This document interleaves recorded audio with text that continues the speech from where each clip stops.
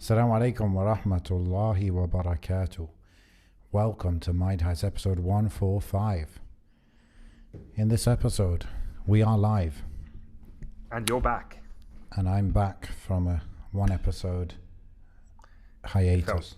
It felt like longer, to be honest. Ha! Apologies, guys. How's Dr. Hamza? When we go live, I get distracted by trying to tell everyone that we're live. Dr. Hamza's great, man. Oh, it's good having him on the show. Mm-hmm. We literally chat every single day, every single night. Really? Okay. Yeah. I've never met him before, in person, which is really. Oh, really? How do you know him? From Twitter? He did kind of mention, didn't he? Oh no, he knew about Mind Heights from. Yeah, I guess so. And but this was years and years ago, and then we just slowly sort of. I think our relationship flourished when I got PlayStation a couple of years ago, or a year ago, whatever. Okay. And then we just started chatting every night on there. Mm. And here we are. Mm-hmm. You know. Mm-hmm. Sometimes you just find someone. And the chemistry just works, just like me and you. How many years has it been? Probably like 10 years or something that we've known each other. Really? Yeah. Maybe. Yeah. I started practicing. I'm almost at my 10-year anniversary of practicing this deen. How awesome does that sound? Yeah. And then I must have met you a year into that, or maximum 2 years. Okay. Yeah. I was 18. Because we started the podcast, let's say 5 years ago. Mm-hmm. And I think we knew each other at least 2 years before that. Like at least maybe 3, right? So it's at least like 8 years. Yeah, I feel like it must have been more. But yeah, I guess so, yeah. Yeah, possibly. Just from what I can remember. What I can count, Yani, yeah. Alhamdulillah, bro. Nice to meet you. To meet you, nice. See, it's weird, isn't it? Not having you around, doing a solo. I wasn't even solo. I was going to do solo to everybody listening, a solo episode. And then I just realised it just turns into a therapy session of me just talking about life, about my life, a bit too much. And I don't want to bore anyone with that. They can speak to me in person if they want to know those details. Yeah. That's what it is.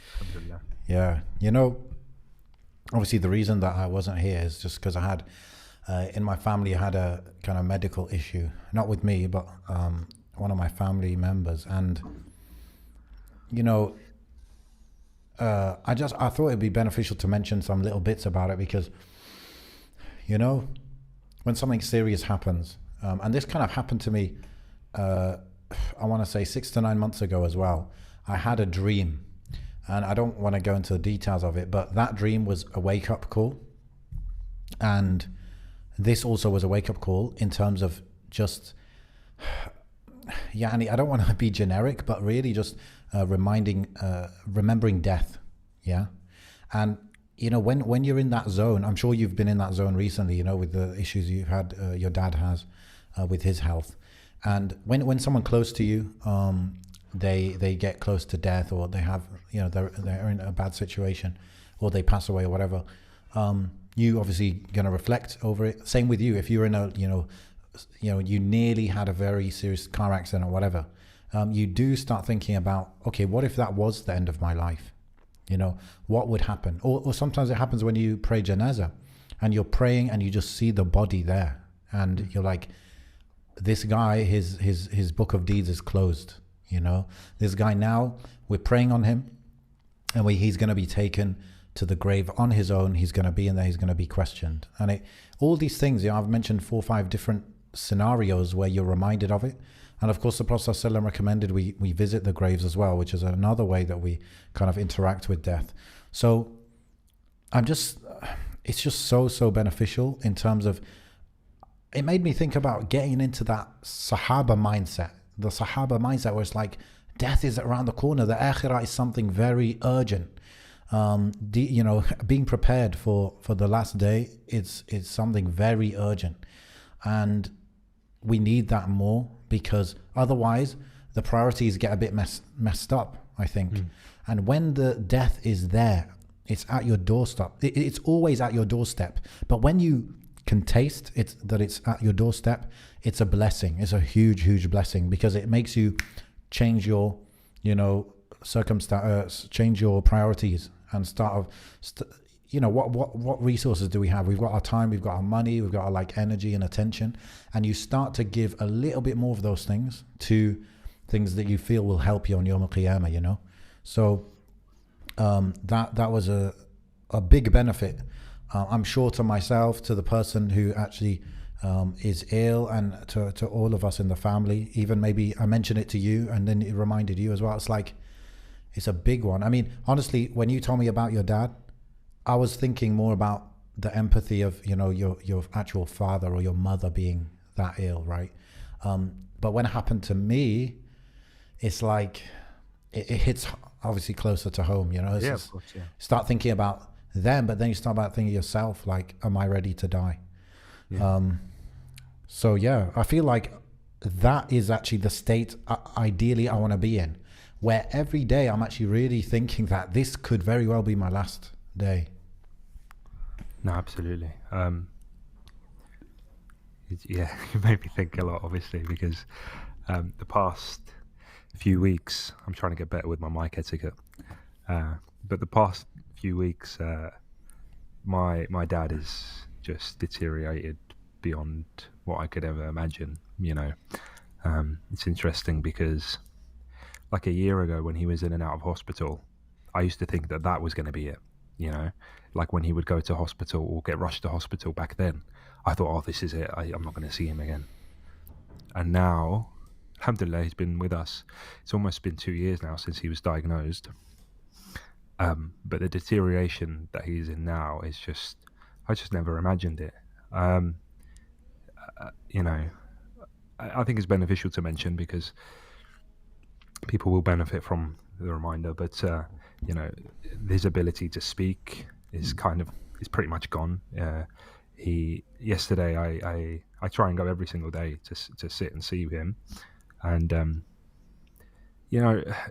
I put out a clip about this earlier from the last episode we did about the desensitization of death and the desensitization of illness, and maybe there is something in us that gets complacent, especially when it's 2 years. Can you imagine in all those 2 years that we've known, have I been 100% remindful, if that's a word? I'm sure I haven't. Have I? I'm sure for himself as well. I'm sure there's been times where he's slipped and not thought about it or whatever, because 2 years is a long time, right? But I was just staring at him, I guess, in a deliberate way to not distract myself and to actually focus on this moment. And it is sad because at this point I don't know how much of me he can even see, because when I stare at him I can't even tell if he's looking at me or looking through me or looking elsewhere.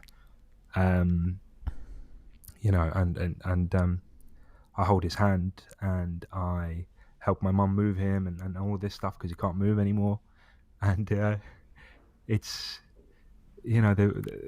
I hate to use this quote from June because I think I mentioned it before, but when I read it, it was literally the most impactful thing about this whole situation that I had read.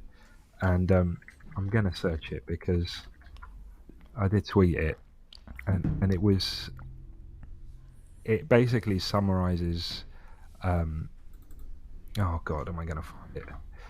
It summarizes the feeling of this figure in your life, this imposing, almost superhuman figure of your father that you grow up seeing, that can't be damaged, that can't be deterred. Nothing is untouchable really in the eyes of a child, right?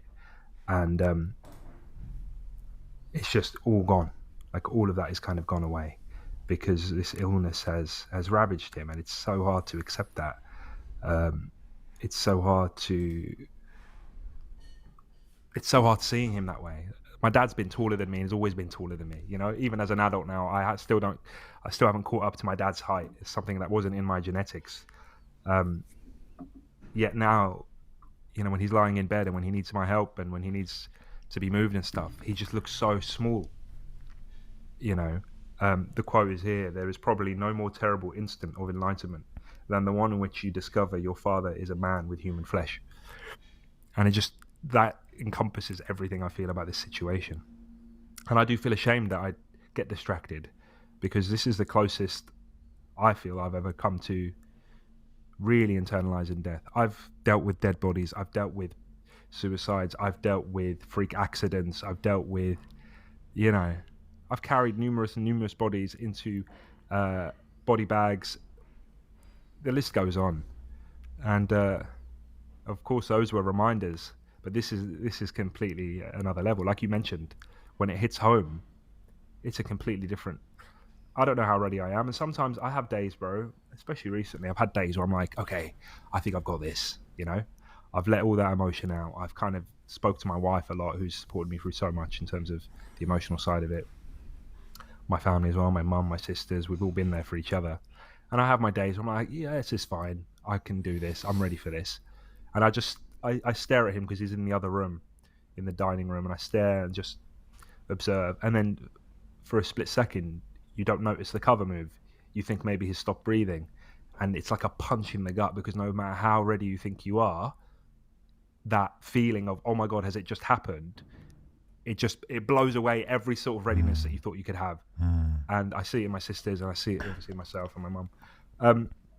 So yeah, one thing I'd say is, like, nobody can be ready for it, no matter how prepared you are. And this is the advice I was given by someone I spoke to. It's like, I think that's my dishwasher bubbling, by the way. But yeah, but what do you think, bro? What's your thoughts while I mute myself while this stops bubbling away? I can't actually hear it, so I think you're all right. Yeah, when I, Yani, I think as Muslims, when we get in touch with death, whether it's ourselves or family members, parents especially, we think about the akhirah, right? Or we should try to. We think about two things kind of I was thinking about, because there is, of course, the emotional element, the sadness that every human would go through, right? When it comes to their parents or family members. But specifically for Muslims, the thing that I've been thinking about was, firstly, am I ready to die? And am I ready, for example, am I ready for my parents to die in terms of my duty towards them? Because once they die, that book is closed, right? In terms of, you can no longer, that door to Jannah is closed, basically. That's one. And any wrongdoing you did to them, you can't mend it, right? You can't mend it. You can ask Allah for forgiveness, but ultimately they're the ones who you wronged if you wronged them. So how what's your thinking like around that area of, I guess, have I done enough for my dad?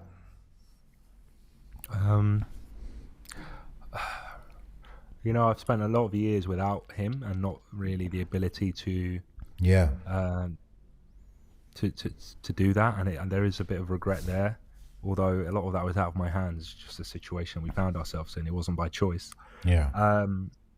I think I'm more concerned about fulfilling his responsibility after him. There is so much to take over, and I think any other man would be completely, daunted by the prospect. And I must admit I am, but at the same time, it's all in the hands of Allah, and that's what I keep telling myself, and I don't want to overcomplicate it. I don't want to concern myself or worry too much about the future, when actually just take each day as it comes. But little things, akhi, like, the last time he could properly speak to me, I remember he made such an offhand comment that, like, broke my heart. But he said, he kind of looks at me and he goes, please finish that barbecue for me. He's got a barbecue that he's been talking about all his life in Tunisia, that he was building out bricks, and he finally got around to doing it but never really finished it. And he was like, just, it'd be really nice if you please finish. And, like, that's all I can think about. It's like, when I go there, I just want to, like, everybody can shut up, leave me alone. I want to get some bricks and finish this barbecue. And I know it's a minor and it's dunyawi and whatever, but it's things like that. It's like, I think I've internalized the point in my mind where, a lot of parents, a lot of adults anyway, they're going to want some dunya things, right? They're going to say, "I'll do this or do that," but I've internalized that the moment they pass, all they want is the akhirah for you. Do you understand? Like, they could make a request now that isn't necessarily too important, or might not even be the best thing to do Islamically, right? let's say hypothetically speaking. But you know that in yourself, the moment they die, all they're going to care about is the deen. Because they've met the reality at that point, yeah. Absolutely. So, like, let's say, for example, my dad hasn't requested this, but there's a hypothetical example of like graves. Okay, some people want graves to be built here or built there or built in a particular type of way or whatever. And you could fall victim to saying to your loved one, "Okay, I promise I will build you that particular grave, or I'll send you to that country to be buried." Yeah. Things like that, right? But actually, you know, the moment their soul leaves their body, the reality they'll be faced with is just do what pleases Allah. Do what pleases Allah, right? So that's what you have to really and truly believe, and not get held up on what they said to you in the dunya, but actually what's better for them Islamically speaking. And it can be hard for some people because they're not ready. And I think that's the key part of readiness. You know, you're not going to be ready to lose them, but you need to be ready to realize that once they go, the veil has been lifted, and what you know is better Islamically is what they want you to do, regardless of family influence, regardless of what other friends and family they had may want or need or request, because at the end of the day, it is all dunyawi and it's all just a moment. Why sacrifice, the pleasure of Allah for a brief pleasure of whoever it is that wants things done in a particular way? And that's all you can do for them, ideally. I must admit, in regards to serving him and that door being closed, it hasn't necessarily crossed my mind too much. I think it should, but maybe because I don't know, maybe because I've still got my mother, maybe because I've got kids and my wife, there are still many other doors. If I had lost everything, I mean, I don't consider it a loss in that sense, like a loss of being able to do good deeds, although it is such a huge one, isn't it? Such a huge opportunity. Well, it's not just an opportunity. I feel like, I mean, I can't back this up with exact quotes, but it's like, if your parents are not pleased with you, you're not going Jannah. Absolutely, yeah. Like that level of seriousness. I think, maybe some of the things that my dad said when he could still speak was that's what gave me the relief. Like, there's certain things that I always wanted him to say to me. Something as simple as like, "I'm proud of you," or "I love you," which he'd never really said flat out up until, and I remember recently, he just held my hand and he was like, I love you more than you'll ever know. And, and then another time my mum was next to me and he grabs my mum's hand and goes, "Oh, I'm really proud of him. I just wanted more. I always wanted more." It's gonna make me cry, but that was it. I was like, wow, this is mission complete. As sad as it is, and it had to come at this stage, and it couldn't come over dinner or when we were out together or out and about, whatever. I got the validation that I wanted from my dad in his own way, and maybe I always knew that. My mum would always say, "Yeah, he loves you," and blah blah blah. But that was enough of a sort of explanation to me that my dad is happy with the man I am. And I think with that in mind, I can just go forward and be like, okay, yes, I might not have accomplished all the dunyawi things, all the material things that he wanted, but he only ever wanted that because he wanted what's best for me, not because he's trying to use me to show off. A lot of parents, and especially parents that are from Muslim countries, they make you feel like kind of like what you mentioned, right? Where you'll never reach what they expect from you, right? But believe it or not, there are other parents who might be the opposite, where their expectations from you are so low that even if they say, "I'm proud of you," or, "You've been the best son, daughter," according to Allah's standards, you didn't hit the thing. You didn't hit the mark. And that's kind of scary because it means like, your dad, your mom could be saying, "Yeah, I'm happy with you." But that's just because maybe whatever reason, because of the culture they come from, they just have low standards for what their kids will do for them, right? Like, I mean, I'm exposed to this, like in some non-Muslim families, it's like if your daughter, son, your grown-up daughter, son sees you once a year, they've done their job kind of thing, or like if your son, daughter, they never, you're long retired and everything, and they never send you one penny, it's like, yeah, why would they send me one penny? But according to Allah's standards, is that okay? I would almost say definitely not. I think I fall into the trap of, look, at the end of the day, my father's still with me, even though in the condition he's in. And it's about that being ready thing again. As much as I think, oh, I'll be fine and whatever, I just feel like it is going to hit me like a ton of bricks, and that's when the regret, because But right that's now, what we want to avoid, isn't it? yeah, that's what we want to avoid. But I'm used to him I'm used to him lying down in that room, in that bed, because they've got a hospital bed for him in the house. I'm used to him being there. I'm used to seeing him there, and I know that when he's not going to be there anymore, that's when I'm going to be like, oh, I can't just go over and hold his hand or look him in the eye or whatever it is. And some of the starkest, even though it's a subtle transition to this state, it happens so gradually. I checked my photo album for whatever. I took a photo of my son, and then I looked, and I was like, 2 weeks ago, he was like sat up and talking to me and stuff. Only 2 weeks ago, and now even that's not possible. And I don't know where he'll be 2 weeks from now. If and everything stops, bro. Everything you thought was important, or my work stress just stops. I don't care. Let the chips fall where they may, and people's opinions of what we should do and what we shouldn't do, I don't care, and nothing matters. And maybe some stuff should matter more than I'm treating it right now. But there's a combination of this guilt, Akhi, and I think this is the hardest thing. Is like, I'm a parent myself. I have kids myself, and I feel like through all of this, I'm also neglecting my sons. I can't help but feel that way, that I'm going every night or every day, and I'm torn between being there for my dad, but being there for my kids. And yes, one could argue your father's about to pass away, don't worry about your kids. But at the same time, my son's asking me where I am every day. My son's asking my wife, and he's just learned about death recently through someone at school whose granddad has passed away. And I'm trying to teach him and prepare him in a way that he would understand, but even that's quite difficult. He knows about Jannah in a particular way, but he hasn't obviously grasped the concept that Jannah is somewhere outside of this universe, or whatever you want to call it.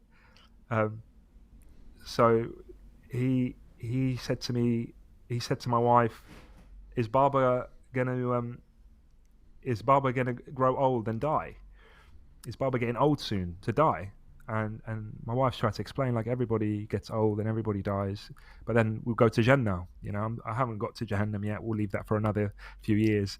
But let's just enjoy the concept of Jannah together, right? And he's like, oh, but I don't want Baba to die. I don't want Baba to go to Jannah then, or something along those lines. And he's just grasping this concept. And I think this is important to have pets in a way. We had butterflies once that we grew from caterpillars, and some of them died. So I tried to explain the concept, like he's witnessed death that way. That's good. And that's how to, because we don't have the animals and the farm life and this closeness with nature like we used to, right? And even myself, I remember my first real experience of funerals and deaths was on the same day my great aunt passed away. I had a budgie that died on the same day. And although I didn't deal with the death of my great aunt because I was still young, I definitely dealt with the death of this budgie. And I still remember it like pristine moment burned in my mind. So everybody learns about death in a particular way. But going back to the point, it's that guilt of like, these are moments with my son, and for the past few weeks, I've just not been there mentally, let alone physically. So juggling that responsibility is even harder, I think. But maybe I'm open to advice, I guess. Yeah, I mean, I think a lot of us have this thing where it's like, okay, if you have kids and you have parents, you have to give them both their rights and stuff. And like you said, you've got your son asking, where are you or whatever. And at the same time, your dad is still around, and your dad's been around for years with the with the current condition. So, you could say, I'm going to prioritize him fully, but he could be around, inshallah, he'll be around for more years, yani. Yeah. So, I think ultimately, Where I draw the line is when you start thinking about yourself, and I think that's the easiest thing to delete in front of Allah, is to delete your own desires.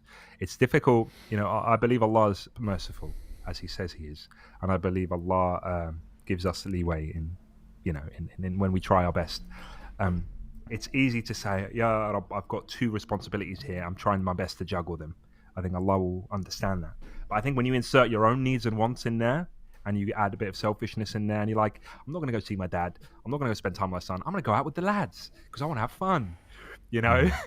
It's and unfortunately there are guys like that, and I've come across guys that just think me a bit too much, and that's where the dangerous waters is. And maybe there is an element of that in me, and I haven't really acknowledged it yet. But that's what I think.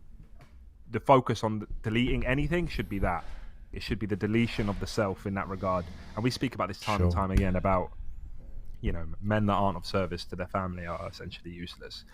What are you but a tool through which the blessings of Allah are provided to your family, to your loved ones. You should be the conduit, I suppose, of Allah's blessings. Whether that's a rizq, whether that's time, whether that's physical assistance, in any shape, way, or form. That is our purpose, I think, as men, as people of responsibility. Yeah. You said about the barbecue. Yep. Do you see that as like part of your duty to your dad is to sort that out? So it is does become like an akhirah thing. Possibly. Although the biggest lesson it's taught me is, I'll give you what it's taught me. My voice keeps breaking. A thought came across my mind the other day about my kids and how I always said I would do these things with my kids, like, oh yeah, I'll take them to play sports and I'll do this and I'll do that. And then every time that time is about to come, I come up with some excuse or a delay or whatever it is, and then I realize like my kids are growing up in front of my eyes. My son is 4 and he'll be 5 soon, and he'll be 6, and if I keep going this way, they won't be kids anymore. Yeah. And the reason I bring that up is because my dad has said things to us similarly that he will do. Like, I remember there was this one classic promise was about a rope swing in Tunisia, and he used to promise my sisters this rope swing like all their lives, constantly.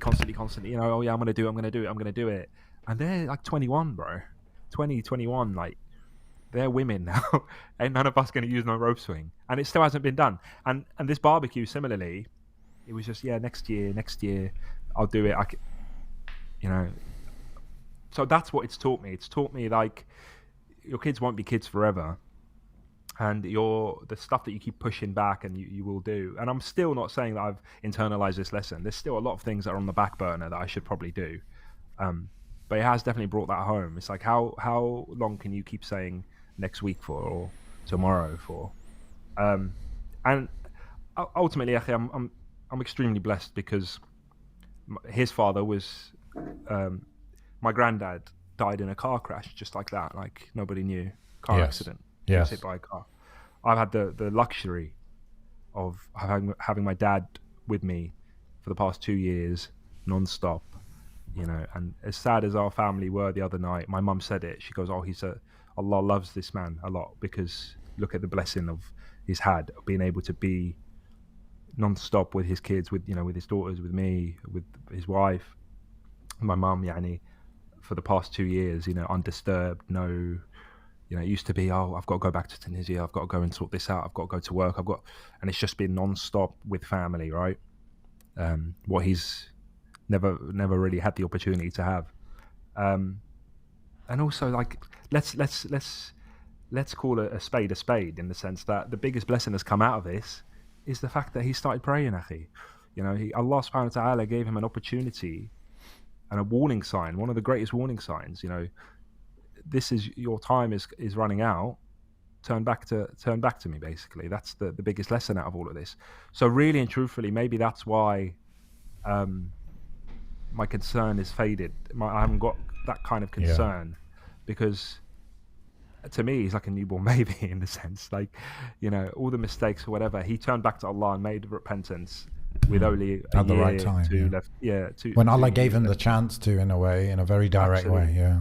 Absolutely. And I always knew it was in him, and we'd have conversations sometimes where, obviously we had our heightened conversations of like, oh, leave me alone sort of thing. That's the kind of thing you'd say. Yeah. But sometimes you could tell there was something in him, and it just took, unfortunately, well, alhamdulillah, it took this to bring it out.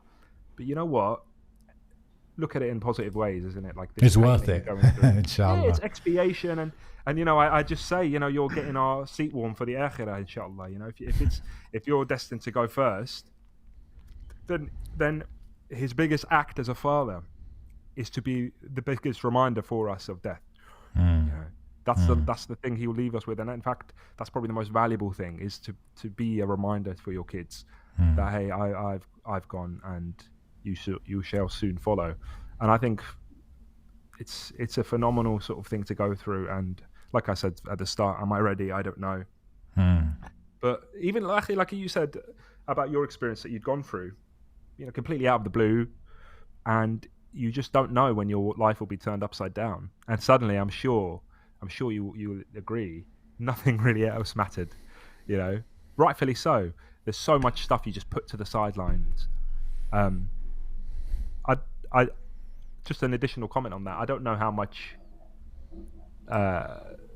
Western workaholic culture caters for this sort of stuff, because I was trying to hint to my boss, like, she was like, oh, how are you doing, blah blah, and I basically explained, like, it could be any day now, blah blah blah, this is how I feel, whatever. And it's like, okay, words of condolence, and then boom, straight away into work talk. Oh, what have you done, this, have you done that, next week we need to do this. And I was like, wow, you guys really don't care. And I'm not saying that in a way of like, you don't care about me. I'm saying, like, you guys don't care about death in this way. It's like your hierarchy of priorities is, you would think it'd be like, in the utopian Muslim society, it'd be like, you're not needed here, you're needed there. So that's your priority. So take the time out that you need, and Allah will provide for us for allowing us to provide for you, or whatever it is. But no, deadlines have to be met, and the schedule has to be stuck to, and all of this stuff. And how much leave do you take when your family are in trouble? Or it's crazy.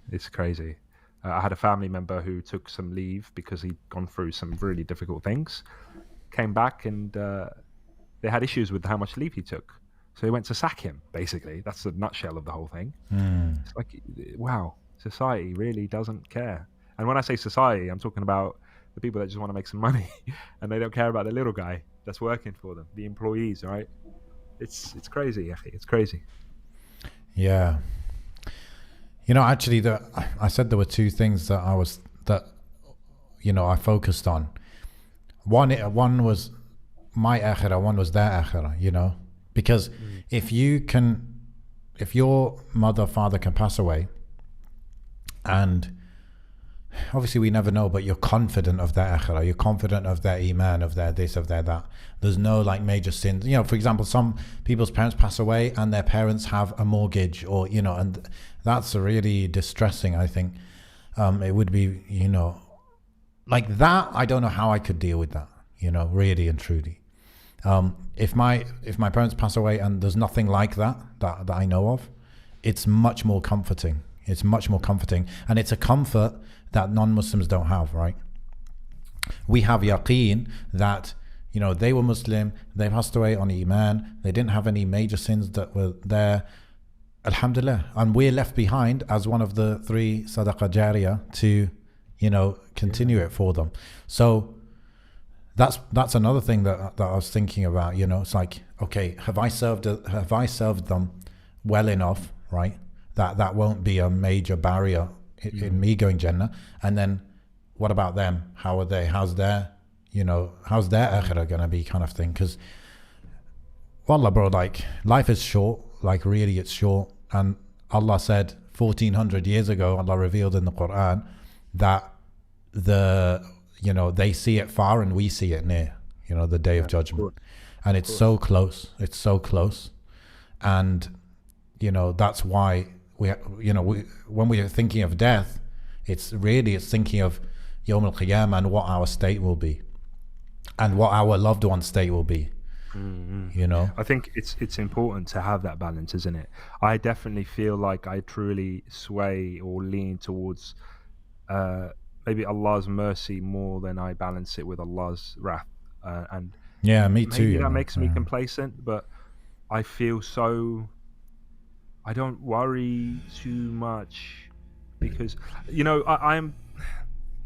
I'm not saying I'm I make incredible good deeds all the time and my iman is super high all the time, but what I am conscious of is Allah's connection to me, whether through high iman or low iman. I'm conscious that Allah is always there, whether that's in my good times or my bad times, and because of that, I'm conscious that Allah knows what's going in my mind. I'm very conscious that Allah knows what's in my heart and what's in my mind. And I converse with Allah in that way. When I'm going through a difficulty, I'll keep that connection going. I'll keep speaking. I'll keep making dua. And then I feel the same way about everybody else that I know. This person, he's making open sins. He's doing this and he's doing that. But I know that if given the opportunity through some hardship, he'll be making dua. And I'd like to assume the best of that individual, and I try and make dua for them in that way. I do feel like there is this hadith, and I can't remember it word for word, in relation to like Allah is what you think of him. Yeah. And that's one of the hadith that I really deeply internalized. And then I think everybody's got something, right? Everybody's got some things that they're really strongly attached to, whether that's a natural fitra thing or I don't know. But other people get fixated on other things. For example, some people get really fixated on wudu, and we hear about this a lot, where they get fixated on the wudu. Whilst I won't get fixated like that, I will do my wudu to the best of my ability that I know of, and the waswasa of like, oh, I haven't done it right, doesn't really hit me. And if recently I found out actually something that I didn't know before about wudu, and it was, and I know it sounds, anyway, we're all learning here, but it's like, when you wash your arms, you need to wash your arms all the way to your fingertips, because actually that's your whole arm. But because, it's an added sunnah to wash your hands at the beginning, you assume that, oh, I've washed my hands, so I'll just wash up to my wrist when I'm doing my arm. Wow. I remember listening to Mufti spoke about this, and he goes, well, your wudu could be completely invalid because you haven't washed all the way up to you. So that was something I was like, oh, subhanAllah, is all my wudus not accepted? Yeah. And then I thought, well, Allah is Ghafur Rahim, I'll just do it from now. I've already just learned. But I know for some people, they'll get completely fixated on that and they'll just lose their mind, right? So, like I said, there's certain things that everybody has a tendency to either latch onto or to really internalize in different ways. For example, and sins as well, Akhi. Everybody's got that. Some people see certain sins, even though, let's say there's no difference in terms of minor and major. Let's say you get two sins of equal kind of severity. Yeah. Yeah. One person might see one as super severe and I'll never go near it. The other person will fall into it way more, and then vice versa. And you get that a lot. The most obvious example is like pork and alcohol, but then everything else is fair game. But there's other things, actually. There's other things. Backbiting is a big one. Yeah, absolutely. So, yeah, in this regard, what I'm trying to say is like Allah's mercy and those ahadith and those ayat we read about Allah's mercy, they really just transform my kind of worldview and how I expect, if it wasn't, I don't know how controversial it is saying this, but if it wasn't the fact that Allah subhanahu wa ta'ala mentioned that he's severe in punishment and mentioned that he keeps his promise, if it wasn't for those kinds of verses, I would have believed that Allah would have forgiven everybody. Do you understand what I'm trying to say? Yes. I would have, if it was just through Allah's mercy that I was reading things, I would have said Allah would forgive everyone, no matter what they did. But because of those verses of severe and punishment and that he keeps his promise, that's what allows me to rationalize this and say, okay, but Allah does keep his promise and Allah will punish people because he's promised that he will. But sometimes you read those verses of Allah's mercy and you just think, subhanAllah, like all of this mercy, I can't even fathom this mercy the way that Allah describes himself. I couldn't imagine him punishing anybody for anything, Yes, but actually, that can be our downfall as well. Yeah. Yes, because of course, and that's it. I lean in that direction as well. And I lean in that direction to a level where it helps me in terms of I don't get fixated on mistakes. I don't get You know, like exactly the example you gave. Like, Yeah. if I've been praying wrong this whole time, and then I find out, I'm like, okay, I didn't know. لا يكلف الله نفسا إلا وسعها.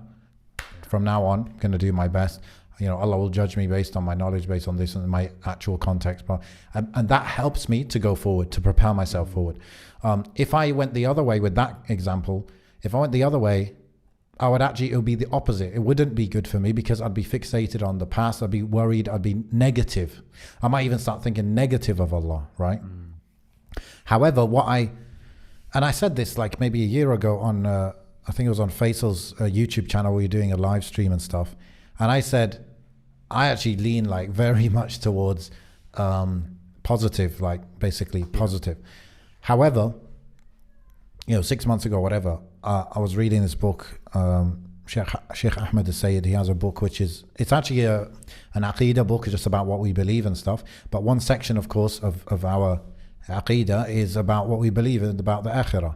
And so it was like a good summary of what happens after you die, basically, right?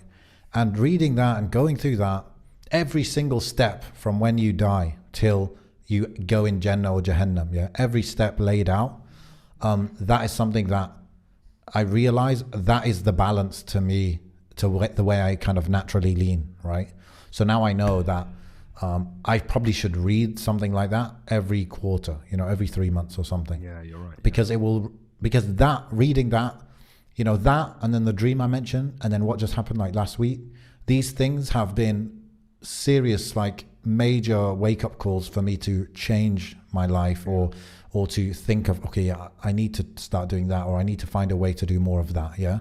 And that's what we need. That's what we need. We need, obviously, as the cliche goes, you know, you need the balance. You need the fear and the hope, Yeah. And so because I naturally lean towards the hope a lot, and I've read all those hadith that you mentioned, and, you know, even if your sins were like, you know, Zabad al-Bahar, then Allah would forgive you, and all of this. Yeah.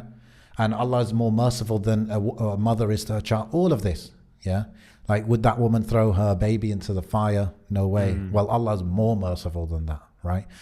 I lean that way naturally. And so for what's best for me, is I get the positive from that, which is that I don't worry about things I've done in the past. I don't worry about too much about these things.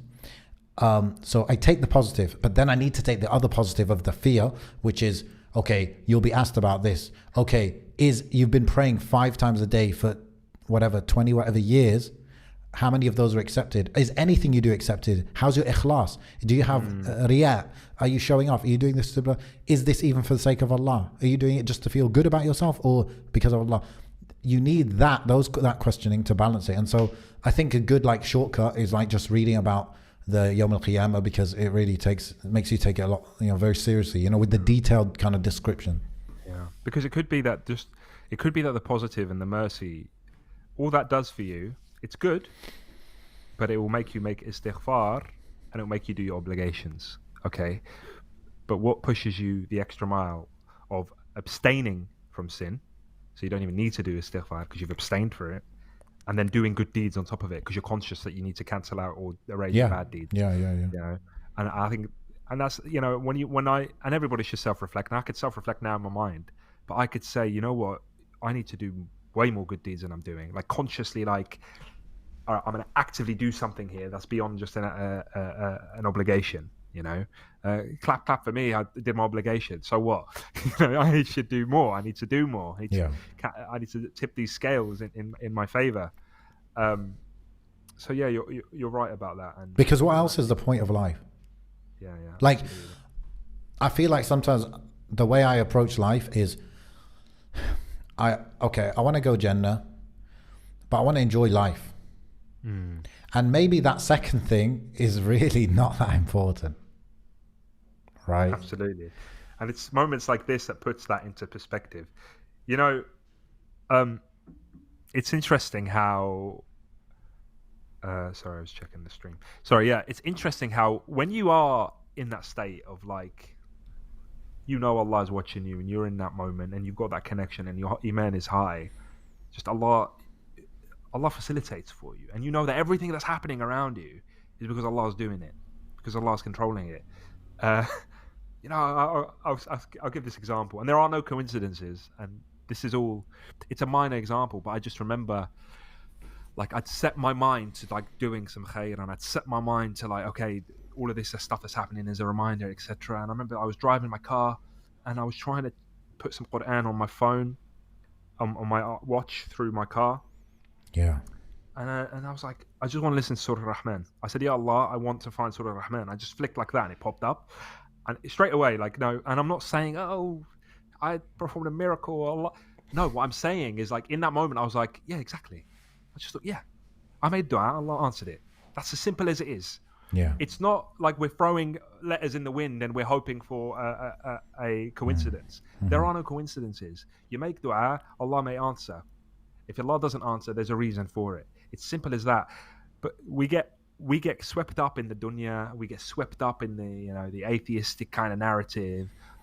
We make dua, but we don't make it with that conviction of like, Allah is either going to answer or he's not. And if he doesn't, it's for a reason. But if he answers, then I shouldn't be surprised because I know Allah is there and I know Allah can hear me, So in that moment, I was like, yeah, of course. Well, yeah, why should I be surprised? I made dua and Allah answered it. I made dua for something good and Allah answered it. Simple. And that in that small example, in that small moment, just brought everything back home. It's like, the moon that we look at every night, that's the same moon that the Prophet ﷺ split. You're living in Egypt, you look at the ocean, that's the ocean that Musa alayhi salam split. The signs that you see, the same sun that Allah references in the Quran is the same sun that you're looking at. It's not this fantasy story, distant concept. This is real life. It's about internalizing that. And just as real as this is, the sound that you're hearing is as real as Jannah and Jahannam are, it's as real as the Yawm al-Qiyamah is, it's as real as all these signs it's as real as death is. And that's the destroyer of all sort of wishy-washy stuff. Yeah. It's so it's just that realization, and it brings everything together. That this is what it's all about. And just similarly, how you're like, yeah, that is how dua is. It's also when something happens, you're struck with a calamity. If you have this expectation that there is good in it, then you start finding the good in it. Absolutely, okay. Yeah. A little example, right? And very similar thing happened with me recently. One time, this was, I don't know, 7 years ago. Yeah, I had to have a root canal. Okay, and root canal is always something that I heard is like very painful and this and that. So I had one root canal in my life, right here. So the dentist, before he started, he explained why he's doing the root canal. Okay, so I hear he's like, yeah, you need a root canal, and then I was like negative, right? I was like, damn, this is gonna hurt, blah blah blah. And he explained, he said a root canal is we remove the basically inside of the tooth, and we remove the root as well, the root of the tooth. He said, I think he said you have a cavity in your tooth, like inside of it. He said if we don't remove this, it can kind of the cavity can grow downwards towards the root and to actually your jawbone. It can go all the way. It can get infected and it can kill you. Yeah. He said in some countries where people, they don't get this done, they can't get access to it, they die. I'm guessing what happens is the infection ends up poisoning your own blood and you die from blood poisoning, maybe something like that. So from that moment when he explained that to me, he showed me diagrams, everything. He's like, okay, some people die from this, blah, blah, blah. We're going to do root canal. From that moment on, I was like, alhamdulillah, alhamdulillah, alhamdulillah, great. I love root canals. Tremendous root canal. Yeah. Seriously, and obviously, I think my perceptions of root canals were old because the way he did it, it was nearly painless, it was very good. Yeah. But it was just that switch of like, oh, like I could be potentially getting killed from this, but it's being done in a matter of an hour or two. So it's like, boom, positive. Allah made this good for me. The root canal seems bad, but think of all the 1,000 ways it could be worse. I could need 2 Absolutely. root canals. I could need 3 root canals. I could Yeah. not have access to a dentist. I could not even go to a dentist, not know that need a root canal. Blah blah blah. So many, so many, so many things. The same with what happened recently with my family member having a medical issue. It's like, alhamdulillah, we have access to this kind of medical care. Alhamdulillah, we can afford this. Alhamdulillah, we're together. Alhamdulillah. Yani, this I feel like is what part of, at least, what Allah wants from us when the musibah hits us, is to really actively think, because this is what I think the kuffar never do, especially the hardcore atheists. They only look for what they want, which is missing. They never think of how much worse it could be.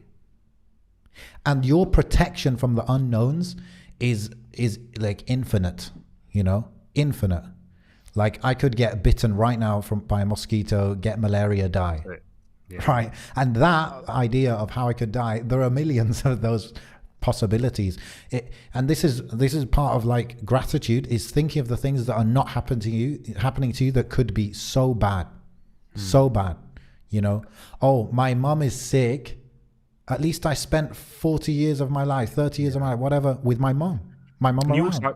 You have to also prepare for the test that you can't rationalize, because Allah doesn't owe you an explanation in this life. You might not see the good in this life. Doesn't mean there isn't one.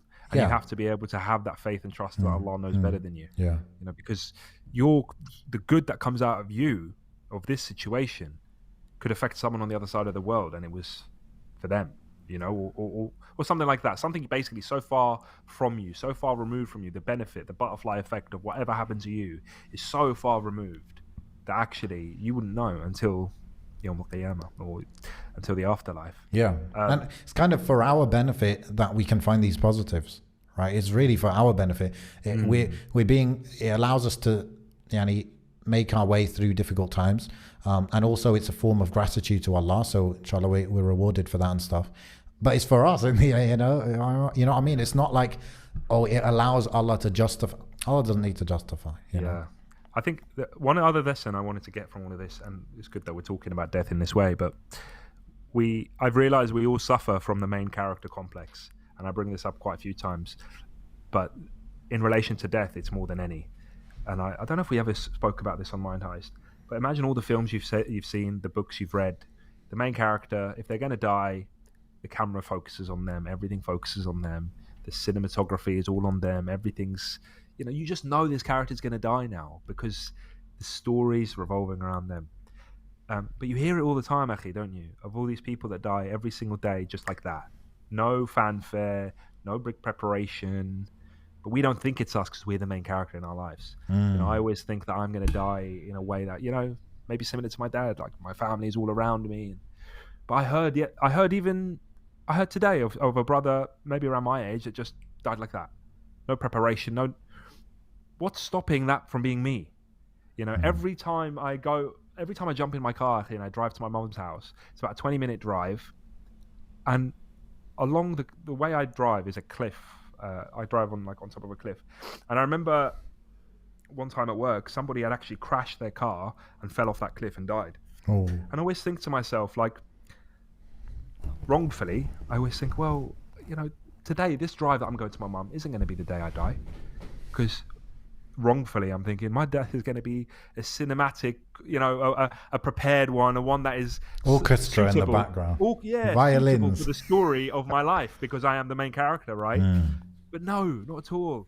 What's to say, like, halfway through this thought I just get struck down and that's it, No. See you later, kids, I'll see you in a little bit, I'll be right back. You will never, you aren't prepared. We aren't prepared at all. I don't wake up thinking that today's my last day on earth. I don't. And I should. It could be. I don't pray my prayers like this is going to be the last prayer I ever make. I don't think like that. And I think that's what we need to remind ourselves. It's like, you aren't no main character. You are a side. We're all side characters. When you see those explosions and those big superhero fights in a movie, and actually somebody gets crushed by a building, but nobody cared about that. We are that person that gets crushed on the side of the screen, because it could just be like that. We haven't got this huge purpose, and the only people that may have had that were the prophets, because they were told their purpose on the dunya. They were told that this is their mission. But even them, some of the prophets that we didn't hear about were killed. And they probably thought that, obviously we're all human, but they probably had a moment of thinking that I need to give this message to all my people before I pass. Some of them pass without achieving that. And Allah speaks about that. So I think we do give ourselves a bit more importance than we think. And I think one of the biggest things that made me think of how tiny I am, apart from obviously reading the Quran and reading the Seerah of the Prophets and stuff, which I just looking up at the night sky, on a good clear night when you can just see those stars, the magnitude of that universe that you're looking up at, yeah, and how small you are in all of that. Like, you're a speck, you're nothing. You're absolutely nothing. So imagine how small you are in the sight of Allah, who created all of that. It's just absolutely incredible. And it can be scary, and you can get lost in that thought. Yeah. You ever swam in the ocean and just realize how tiny you are? It's you don't Allah subhanahu wa ta'ala reminds us in the Quran about how we came from a clot. We're nothing. What makes you think you deserve a big cinematic orchestrated death where everybody's ready for, you're ready for it, and everybody's, it could just happen like that. And even saying it's hard to accept it, but that is the truth. Wow. Yeah. Don't cry, Amin. We've got loads of podcasts, bro. But that's another thing. How many episodes have we recorded? I always think of that. I always think, like, these episodes are out there, and whether I die first or my, God forbid, my son dies or whatever, they'll be sitting there watching all these episodes one day. It's like a bank for them. I remember how I felt when I came across this notebook that my dad had written when he was younger, just full of poems and stuff, and I got insight into my dad's life that way. Something that he'd never said to me. We've got a whole bank of 145 episodes of I think stars. I'll cringe, bro. I'll cringe if my son listens to this. Because it absolutely is, bro. He's like, Inshallah. He'd be like listening to this thinking, damn, he thought he knew it all. Look, my message to my kids, I don't know what the technology is in the future, yeah? Don't bring me back in no AR, no VR. Cryogenic. I don't want no AI copying me, because some people have done that now, where they get some AI, they load it up with some, what's it called? What's that face thing? A deep fake, yeah. Deep fake, yeah. They'll deep fake their parents. No, yeah. I'm not into that either. I forbid you. No. Yeah. Oh man, God, it's interesting, isn't it? Bro, if I died now, would you continue Mind Heist on your own, or would you replace me with another host? I think we need to go back to our contract and basically nominate replacements for each other. Right. Mind Heist can't stop, bro. But this is the problem, yeah. Go on. If I die and you get another host, then your wife is gonna start thinking, damn, if I die, he's gonna get another wife. Bro, she says that to me all the time. She's not going to be happy. All the time. She's like, we always compete about who's going to die first. But I've always, I tell her, it'll be me, inshallah it's me, because I wouldn't be able to cope without a wife. She's like, oh, you will, of course you will, you just marry someone else. And then it will just there back and forth. That's a trick comment.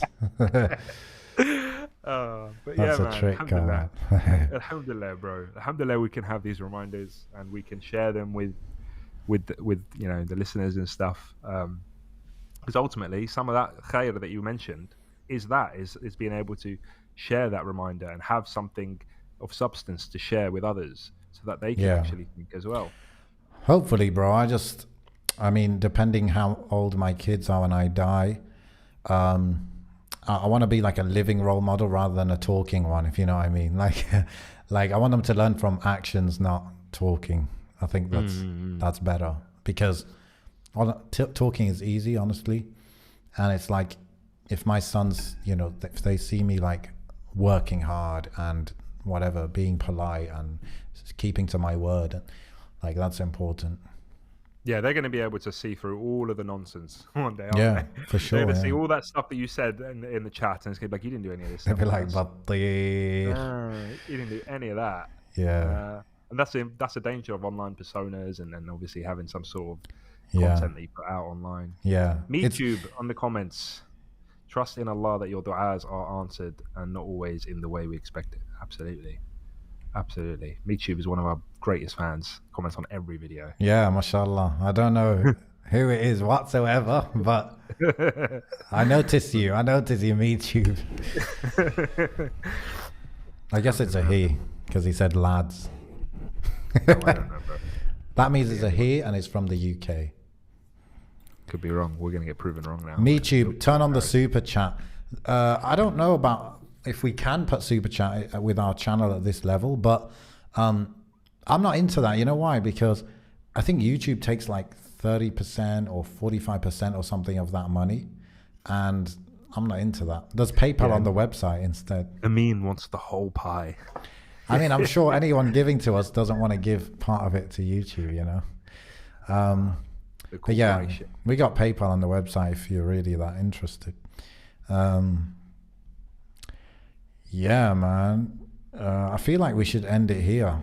I feel like it was just it was a live stream. I guess we didn't invite people to comment or ask anything, and that's why people didn't too much, which is cool as well. It's no problem.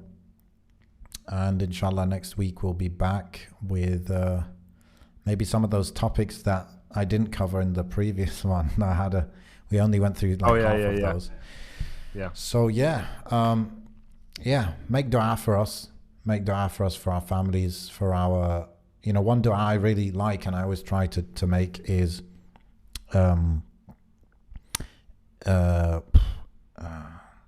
arzuqna husn al-khatimah. Yeah. Allah give us a good death, a good end of life, a good khatimah for us, for our parents,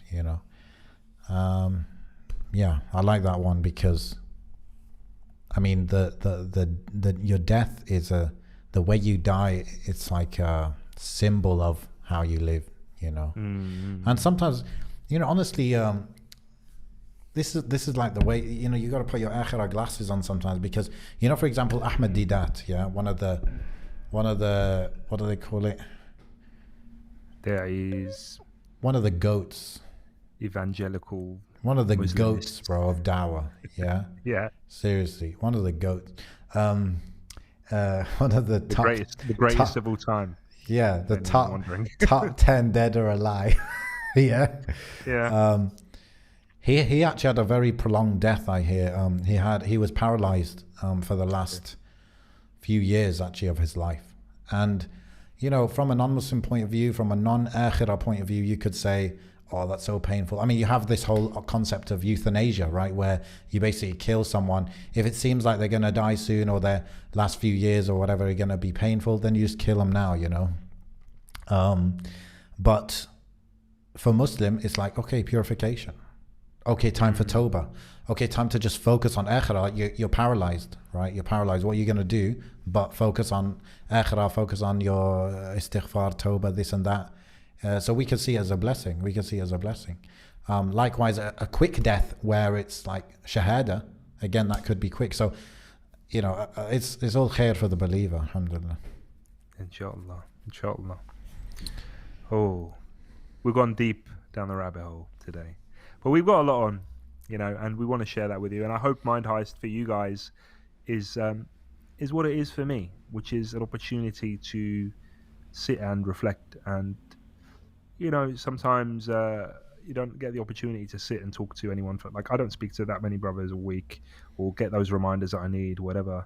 And alhamdulillah, I honestly believe that after a good episode of Mind Heist, I'm back on track, and we're able to do that with each other. We're able to remind each other in that way. And I think that's Allah knows best, but I think that's the barakah that we have in this podcast. And that's why it's been going on for so long, inshallah. And if you do benefit from that, please let us know, because it'll keep us going, bi'idhnillah. Yeah, man, for sure. With some of my friends, if I bring up like this topic, I mean, for some people it kills the mood, kills the vibe. That's what I'm trying to say. But the fact that 1 week we could be cracking jokes, 1 week we can discuss this, Jazakallah khair, it's really good, bro. It's a good balance. Of course, alhamdulillah, Yeah, cool. Okay, let's wrap it up, inshallah. This was episode 145, and we streamed it live. Go to mindheistpodcast.com to ask us questions, to give us your comments, your ideas, and to donate if you want as well. Assalamu alaikum wa rahmatullahi wa barakatuh.